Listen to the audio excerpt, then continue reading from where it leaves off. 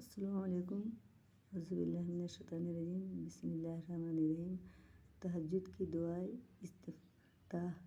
حضرت ابن عباس رضی اللہ عنہ روایت کرتے ہیں کہ جب رسول اللہ صلی اللہ علیہ وسلم رات کو تہجد کے لیے کھڑے ہوتے تو تکبیر تحریمہ کے بعد یہ پڑھتے تھے: اللہم لک الحمد انت قیوم السماوات والارض ومن فیہن ولک الحمد لک ملک السماوات والارض ومن فیہن ولک الحمد انت نور السماوات والارض ولک الحمد انت ملک السماوات والارض ولک الحمد انت الحق ووعدک الحق ولقاؤک حق وقولک حق والجنۃ حق والنار حق والنبیون حق ومحمد حق والساعۃ حق اللہم لک اسلمت وبک آمنت وعلیک توکلت والیک انبت وبک خاصمت والیک حاکمت فاغفر لی ما قدمت وما اخرت وما اسررت وما اعلنت انت المقدم وانت المؤخر لا الہ الا انت۔ الہی تیرے ہی لیے ساری تعریف ہے، زمین و آسماں اور جو کچھ ان میں ہے سب کو تو ہی قائم رکھنے والا ہے۔ تیرے ہی لیے ساری تعریف ہے، زمین و آسماں اور جو کچھ ان میں ہے اس سب کی بادشاہی تیرے لیے ہے۔ تیرے ہی لیے ساری تعریف ہے، تو ہی روشن کرنے والا ہے زمین و آسماں کو۔ تیرے ہی لیے ساری تعریف ہے، تو ہی بادشاہ ہے زمین و آسماں کا۔ تیرے ہی لیے ساری تعریف ہے، تو حق ہے اور دنیا و آخرت کے متعلق تیرا وعدہ حق ہے۔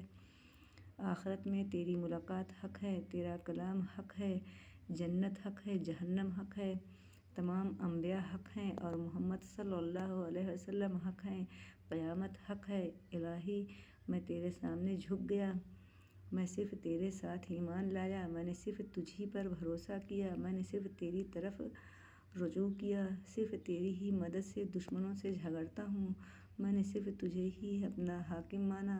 سو تو میرے اگلے پچھلے اور ظاہر و پوشیدہ اور جنہیں تو مجھ سے زیادہ جانتا ہے سارے کے سارے گناہ معاف فرما دے۔ تو ہی آگے کرنے والا اور پیچھے ڈالنے والا ہے، تیرے سوا کوئی سچا معبود نہیں ہے۔ رسول اللہ صلی اللہ علیہ وسلم کی تہجد کی کیفیت۔ رسول اللہ صلی اللہ علیہ وسلم کی نماز تہجد کا حسن اور طول بیان نہیں ہو سکتا۔ حضرت ابو ذر رضی اللہ عنہ کہتے ہیں، رسول اللہ صلی اللہ علیہ وسلم نے تہجد میں اتنا قیام کیا کہ اس ایک آیت کو بار بار پڑھتے صبح کر دی، اس ایک آیت کو عز والضحیٰ سے بار بار پڑھتے صبح کر دی: ان تعذبہم فانہم عبادک وان تغفر لہم فانک انت العزیز الحکیم۔ اگر تو انہیں عذاب دے تو وہ تیرے بندے ہیں اور اگر انہیں معاف کر دے تو یقیناً تو غالب اور حکمت والا ہے۔ حضرت حذیفہ رضی اللہ عنہ نے نبی صلی اللہ علیہ وسلم کو تہجد پڑھتے دیکھا۔ وہ کہتے ہیں، سورۃ فاتحہ کے بعد آپ نے سورۃ بقرہ پڑھی، پھر رکوع کیا۔ آپ کا رکوع آپ کے قیام کی مانند تھا، یعنی قیام کی طرح رکوع بھی کافی طویل کیا۔ پھر آپ نے رکوع سے سر اٹھایا، آپ کا قومہ آپ کے رکوع کی مانند تھا، یعنی رکوع کی طرح قومہ بھی کافی لمبا کیا۔ آپ کا سجدہ آپ کے قومہ کی مانند تھا، یعنی قومہ کی طرح سجدہ بھی کافی لمبا کیا۔ آپ دونوں سجدوں کے درمیان جلسہ میں اپنے سجدے کی مانند بیٹھے تھے، یعنی سجدے کی طرح جلسہ میں بھی دیر لگائی اور خوب اطمینان کیا۔ پس آپ نے 4 رکعتوں میں سورۃ بقرہ، سورۃ آل عمران، سورۃ نساء اور مائدہ پڑھیں۔ سبحان اللہ! یہ تھی نبی رحمت صلی اللہ علیہ وسلم کی نماز تہجد۔ صرف 4 رکعات میں 7.25 پارے پڑھے، پھر رکوع، قومیں، سجدے اور جلسے کی درازی اور ان میں تسبیحوں اور دعاؤں کو کثرت سے پڑھنا آپ پر ختم تھا۔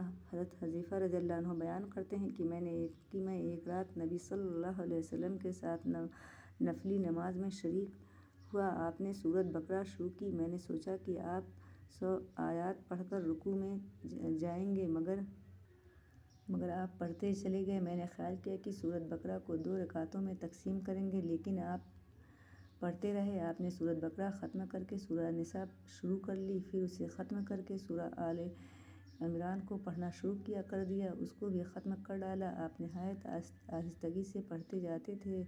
جب ایسی آیت کی تلاوت کرتے جس میں سبحان اللہ کہنے کا حکم ہوتا تو سبحان اللہ کہتے، اگر کچھ مانگنے کا ذکر ہوتا تو سوال کرتے، اگر پناہ مانگنے کا ذکر ہوتا تو اعوذ باللہ پڑھتے۔ آل عمران ختم کر کے آپ صلی اللہ علیہ وسلم نے رکوع کیا۔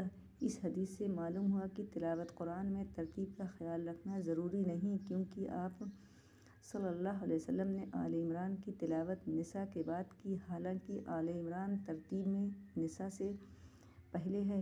رسول اللہ صلی اللہ علیہ وسلم نے عبداللہ بن عمر رضی اللہ عنہ سے کہا، مجھے بتلایا گیا ہے کہ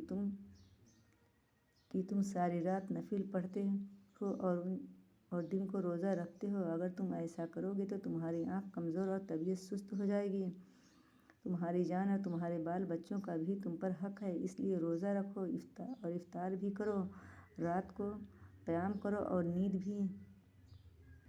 نبی صلی اللہ علیہ وسلم 3 دن سے کم میں قرآن مجید ختم کرنا پسند نہیں فرماتے تھے۔ آپ نے حضرت عبداللہ بن عمر رضی اللہ عنہ سے فرمایا، 1 ماہ میں قرآن پاک ختم کر لیا کرو۔ انہوں نے عرض کی، میں نے اس سے زیادہ تلاوت کرنے کی طاقت رکھتا ہوں۔ آپ نے فرمایا، تو 20 دن میں ختم کر لیا کرو۔ انہوں نے کہا، میں اس سے زیادہ طاقت رکھتا ہوں۔ آپ صلی اللہ علیہ وسلم نے فرمایا، 7 دن میں ختم کر لیا کرو، اس سے زیادہ کی اجازت نہیں۔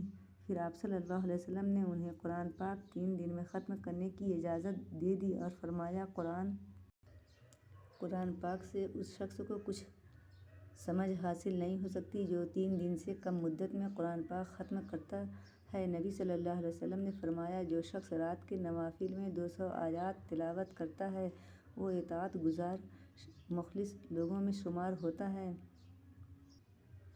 نبی صلی اللہ علیہ وسلم ساری رات نوافل نہیں پڑھتے تھے۔ السلام علیکم۔